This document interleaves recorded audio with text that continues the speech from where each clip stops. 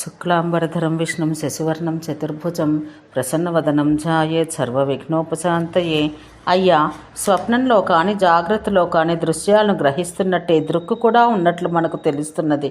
గాఢ నిద్రలో దృశ్యాన్ని గ్రహించినప్పుడు దృక్కు ఉన్నట్టు తెలియటలేదు. కావున నిద్రలో దృక్కు లేదు.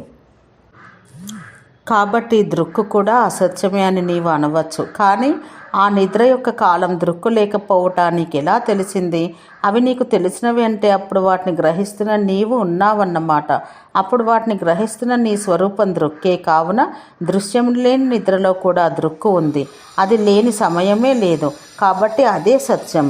ఏది ఇతరంపై ఆధారపడకుండా స్వయంగా ప్రకాశించునో అదే సత్యం. తక్కినదంతా అసత్యం. అలాగాక అసత్యం అని నిరూపించబడే వరకు కనిపిస్తున్నదంతా సత్యమే అని అంటావేమో, అది కుదరదు. ఎందుకంటే ఎండమావుల్లోని నీరు వలె లేనిది ఉన్నట్లుగా కనిపిస్తుంది. అలాగే ముత్యపు చిప్ప వెండి బిళ్ళ వలె తోస్తున్నప్పుడు యథార్థంగా ఉన్న ముత్యపు చిప్ప కనిపించటలేదు. ఇది అందరికీ అనుభవ సిద్ధం. అటువంటప్పుడు నీవు చెప్పినట్లుగా అసత్యమని నిరూపించబడే వరకు కనిపిస్తున్నదంతే సత్యమే అని అంగీకరిస్తే ఎండమావుల్లోని నీరు కొంతకాలం సత్యంగా ఉన్నదని, ముత్యపు చిప్ప నిజంగా కొంతకాలం లేదని గ్రహించవలసి ఉండను. ఇది కుదరదు. కావున ఎప్పుడూ స్వయంగా ప్రకాశిస్తున్న దృక్కు సత్యం, తక్కిందంతా అసత్యమే. అటువంటప్పుడు కనిపిస్తున్న దృశ్యం తప్ప నిర్విశేషంగా ఎప్పుడూ గోచరించని దృక్కు లేదని వాదించేవాడు మూర్ఖుడు.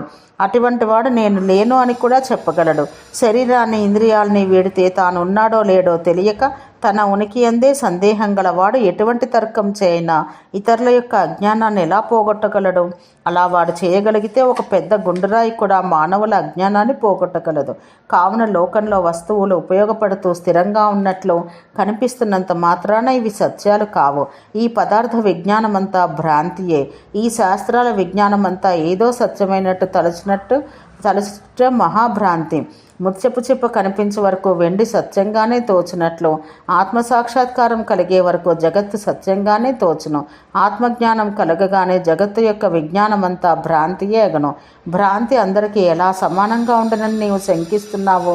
శూన్యమైన ఆకాశం నీలంగా ఉన్నట్లు అందరికీ సమానంగానే గోచరిస్తోంది కదా. అలాగే అజ్ఞానం యొక్క సామ్యం వల్ల అందరికీ జగత్తు సత్యమైనట్టు సమానంగా భ్రాంతి కలుగుతోంది. ఆ భ్రాంతి తొలగగానే శుద్ధమైన ఆత్మ విజ్ఞానం కూడా అందరికీ సమానంగానే కలుగుతున్నది. భార్గవ, నీవు అడిగిన దానికి యుక్తియుక్తంగా సమాధానం చెప్పాను. చెప్పిన దాన్ని చక్కగా విచారించుకుని సందేహం వీడి నిశ్చయాన్ని పొందము. ముక్తి చెందిన తరువాత వ్యవహారం ఎలా జరుగునని ఇంతకు పూర్వం ప్రశ్నించావు. దానికి సమాధానం విను. లోకంలో ఉత్తములు, మధ్యములు, అధములు అని ముక్తులు 3 విధాలుగా ఉన్నారు. ప్రారంధం వల్ల కలిగి సుఖదుఖాల చేత క్షణక్షణం కలత చెందుచూ ఉండి స్వరూపజ్ఞానం కలిగి ఉండేవారు అధములు. మందమారుతం వల్ల సుఖం, నల్లులు, దోమలు మొదలైన వాటి వల్ల దుఃఖం కలుగుతున్నా గాఢంగా నిద్రించేవారి వలె ప్రారంధం వలన సుఖదుఖానుభవం కలుగుతున్నా వాటిని గుర్తించకుండా ఎల్లప్పుడూ శాంతచిత్తులై ఉండేవారు మధ్యములు.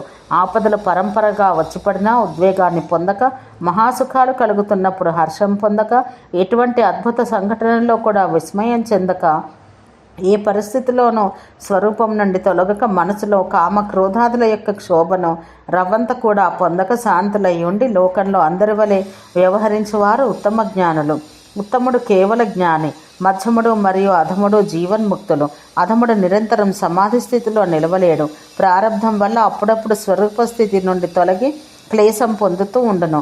అభ్యాస బలం చేత మనస్సును నిరోధించి ఎల్లప్పుడూ లోపల సమాధి స్థితిలో నిలవగలిగిన వాడు మధ్యముడు. మనసు వ్యవహారంలో ప్రసరిస్తున్న వెలుపల కూడా దృఢమైన సమాధి స్థితిలో ఉండేవాడు ఉత్తముడు. కావున బుద్ధి యొక్క భేదాలను అనుసరించి జ్ఞాన పరిపాకం యొక్క దశల్లోని భేదాలను బట్టి వారి వారి ప్రారంధ శేషాలను బట్టి జ్ఞానులకు కూడా విచిత్రములైన వ్యవహారాలు సంభవించును. ఇది జ్ఞానఖండంలోని మనస్వరూప నిరూపణ అనే 18వ జ్ఞానుల స్థితి భేదములు. భార్గవుడు మరలా దత్తాత్రేయుని ఇలా ప్రశ్నించాడు. భగవానుడా, ఆత్మను గోచరింప చేసుకున్నట్టుకు ఉపాయమైన జ్ఞానం అందరికీ ఒక్కటే కదా. దానివల్ల కలిగే మోక్షం కూడా ఒక విధంగానే ఉంటుంది. అటువంటప్పుడు బుద్ధి యొక్క భేదాలను బట్టి జ్ఞానం యొక్క పరిపక్వతలో భేదం ఎలా కలుగుతుంది? జ్ఞానం యొక్క సాధనలలో భేదం ఉందా? వివరించుము. దయానిధైన దత్తాత్రేయుడు ఇలా వివరించాడు. రామ, ఇది ఉత్తమమైన రహస్యం. దాన్ని చెబుతాను విను. జ్ఞానంలో భేదములు లేవు. సాధనల యొక్క తారతమ్యం వల్లనే ఫలప్రాప్తిలో భేదాలు ఏర్పడుతున్నాయి. సాధన పూర్తి అవగానే చక్కగా పండిన పండు పైనుండి రాలి ఒడిలో పడినట్లు జ్ఞానం అనాయాసంగా సిద్ధించును. సాధన యొక్క అపూర్ణత ఎందలి తారతమ్యం చేత శ్రమయందు తారతమ్యం కలుగుతోంది. జ్ఞానం స్వప్రకాశమై ఎప్పుడూ సిద్ధమై ఉన్నదొకటచే నిజానికి దాన్ని పొందడానికి ఏ సాధన అక్కర్లేదు. ఎల్లప్పుడూ భాషించే స్వరూపాన్ని పొందుటకు సాధనలతో పని ఏముంది? దాన్ని ఆవరించి ఉన్న వాసనల మాలిన్యాన్ని తొలగించుటకే సాధనలన్నీ ఉపయోగపడుతున్నాయి. అనంతములైన వాసనలు అనే బురదలో మునిగి ఉండుట చేత స్వరూపం గోచరించటలేదు. చిత్తమును నిరోధించుట అనే జలముల చేత ఆ వాసనా పంకమును చక్కగా కడిగివేయాలి. అనాది కాలంగా దేహేంద్రియాలే నేను అనే గాఢమైన భావనతో చిత్తం రూపొందింది. తత్వవిచారం అనే తీక్ష్ణమైన యంత్రం చేత మనస్సుతో నిండిన శ్రవణం అనే ఉపాయం చేత పెట్టెవలే ఉన్న చిత్తాన్ని తెరిస్తే తత్క్షణమే మణివలే స్వరూప చైతన్యం గోచరిస్తుంది. కావున సాధనలన్నీ వాసనలు తొలగించుటకే ఏర్పడి ఉన్నాయి. పూర్వజన్మ పుణ్యాన్ని బట్టి చిత్తంలో వాసనలు కొందరికి అధికంగా మరికొందరికి తక్కువగా ఉంటాయి. ఈ భేదాలను బట్టి బుద్ధి యందు భేదాలు కలుగుతున్నాయి. ఎంతవరకు వాసనల యొక్క సమూహం బుద్ధిని ఆవరించి ఉండనో అంతవరకు సాధన ఆవశ్యకమే. వాసనలు అనేక విధాలు. వాటిలో ముఖ్యమైన వాటిని చెబుతాను విను. అపరాధం, కర్మ, కామం అని వాసన 3 విధాలు. అశ్రద్ధయే అపరాధం.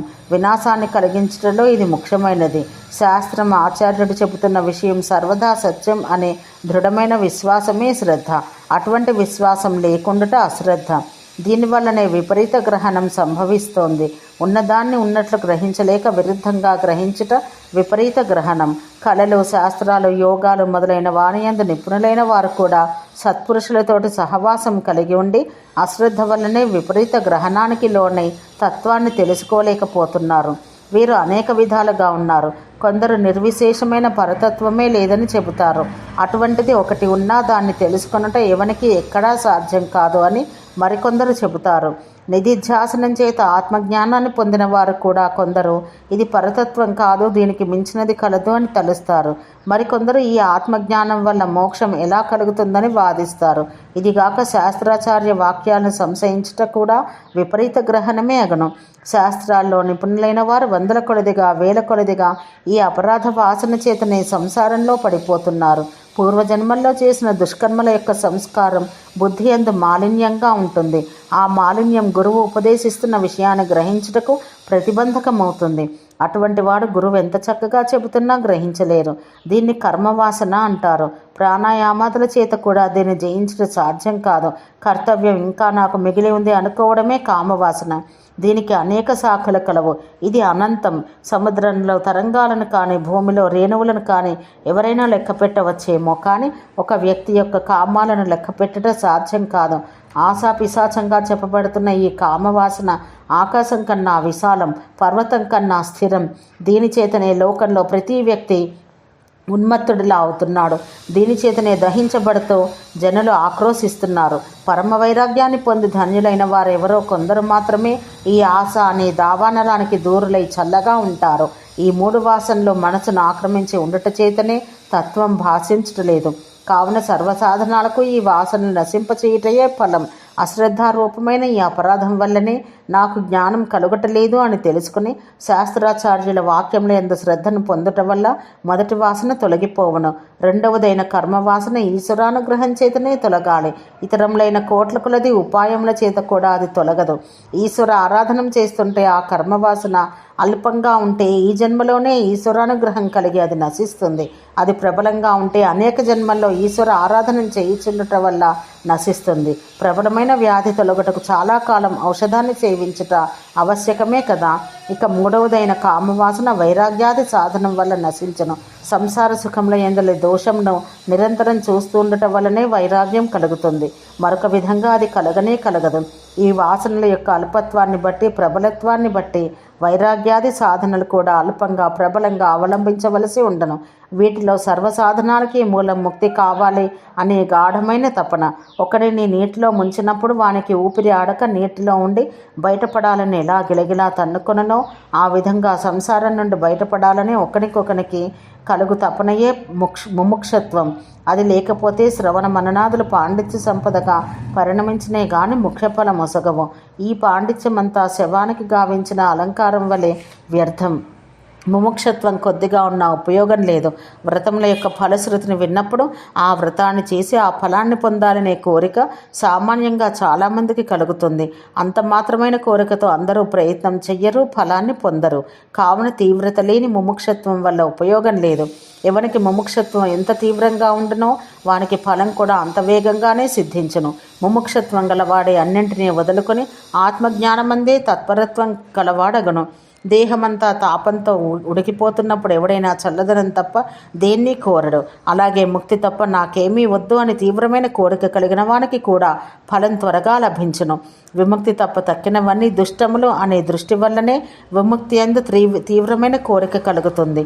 దోష దృష్టి వల్ల విషయ సుఖాల యందు ప్రీతి నశించే వైరాగ్యం కలుగుతుంది. వైరాగ్యం వల్ల విముక్తి కావాలి అనే కోరిక ప్రబలమై దానికి సాధనాలైన శ్రవణ మననాదుల యందు తీవ్రమైన ప్రవృత్తి కలుగుతుంది. దానివల్ల త్వరగా ఫలం లభిస్తుంది. భార్గవుడి దివిని మరలా ప్రశ్నించాడు. అయ్యా, సత్సంగం, ఈశ్వర అనుగ్రహం, దోష దృష్టి ముక్తిని కలిగించుటకు మూల కారణాలు అని చెప్పారు. వీటిలో ముఖ్యమైన ఆది కారణం ఏది? అది ఎలా ప్రాప్తించును? నిష్కారణంగా ఏది సంభవించదని కదా పెద్దల నిశ్చయం. కావున ఆ ఆది కారణమైన నిర్హేతుకంగా ఎలా కలుగుతున్నది? ఇది వివరించి చెప్పండి. దత్తాత్రేయుడు ఇలా చెబుతున్నాడు. భార్గవ, శ్రేయస్సుకు ఆది కారణం చెబుతాను విను. కేవల చిద్రూపిణైన ఆ దేవి తన యొక్క స్వాతంత్ర వైభవం చేత అద్దంలోని ప్రతిబింబంలా తన యందు జగత్తు అనే చిత్రాన్ని భాషింపచేస్తోంది.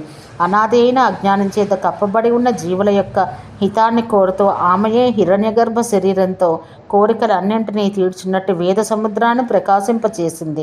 జీవుల స్వభావం చేత చిత్ర విచిత్రాలైన కామవాసనలు గలవారు. వీరికి ఎలా శుభం కలుగును అని బ్రహ్మదేవుడు ఆలోచించి విచిత్రాలైన ఫలాలను కలిగించే వివిధ కర్మలు సృష్టించాడు. మనుషుడు సహజంగా మంచి కాని చెడు కాని చేస్తూనే ఉంటాడు. దాని చేత పశుపక్షాది జాతుల్లో అనేక పర్యాయాలు జన్మిస్తూ జీవుడు ఏదో ఒక కర్మ యొక్క పరిపాకం చేత మానవ శరీరం పొందును. అప్పుడతడు అనేక కోరికలు కలవాడై స్వర్గాన్ని కోరువాడు. యజ్ఞంను చేయవలనని మొదలుగా వేదశాస్త్రాల్లో చెప్పబడి ఉన్న కర్మల గురించి విని వాటిని చేయుటకు పూనుకొన్నాడు. ఆ కర్మలో రవంత లోపం కలిగినా ఫలం కలుగుదని గ్రహించి దుఃఖితుడై ఇప్పుడేం చెయ్యాలి అని ఒకానొక సత్పురుషుని ఆశ్రయిస్తాడు. అప్పుడు ప్రసంగవశంలో మహేశ్వరుని యొక్క మహత్యంని అతడు వినను. అప్పుడు పుణ్యవశం వల్ల ఆ సత్పురుషుని యొక్క అనుగ్రహం చేత ఈశ్వరుని ఆరాధించాలనే తలపు కలుగుతుంది. కావున పూర్వపుణ్య పరిపాకం వల్లనే శ్రేయస్సు అనే సౌధం యొక్క సోపాన పంక్తిలో ఒక మెట్టుగా సత్సంగాన్ని పొందను. ఓం శాంతి శాంతి శాంతి.